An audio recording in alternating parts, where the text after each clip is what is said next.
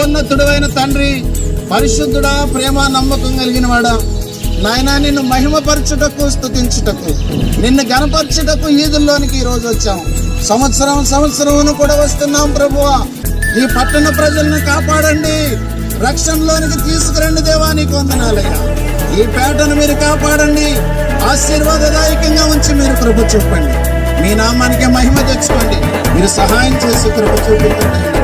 యేసు నామమున వేడుకుంటున్నాము తండ్రి. ఆమేన్.